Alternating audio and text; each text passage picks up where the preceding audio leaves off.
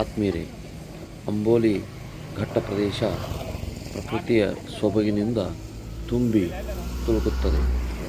ಕರ್ನಾಟಕದ ಆಗುಂಬೆ, ತಮಿಳುನಾಡಿನ ಕೊಡೈಕೆನಾಲ್, ಊಟಿಯನ್ನು ಮೀರಿಸುವಂತೆ ಅತಿ ಸಮೀಪದಲ್ಲಿ ನಮಗೆ ಬೆಳಗಾವಿಯಿಂದ ಅನತಿ ದೂರದಲ್ಲಿ ನಮಗೆ ನೋಡಲು ಸಿಗುತ್ತದೆ. ಈಗ ಮಳೆಗಾಲದಲ್ಲಿ ಜಲಪಾತವು ತುಂಬಿ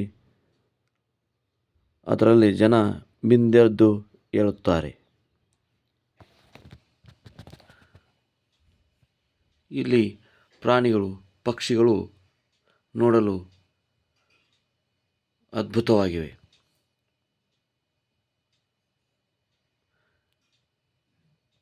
ಈಗ ಫಾಲ್ಸ್ನಿಂದ ನೀರು ಸ್ವಲ್ಪ ಕಡಿಮೆ ಇರುವುದರಿಂದ ಫಾಲ್ಸ್ನಲ್ಲಿ ನೀರು ಕಡಿಮೆ ಇದೆ.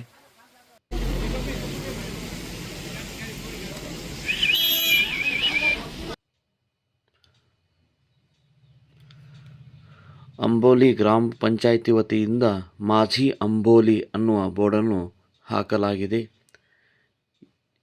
ಈಗ ನಾವು ಮಹಾದೇವಗಡ ಕೋಟೆಯನ್ನು ಪ್ರವೇಶ ಮಾಡ್ತಾ ಇದ್ದೇವೆ.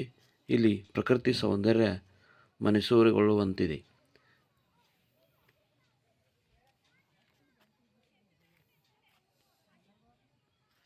ನೋಡಿ,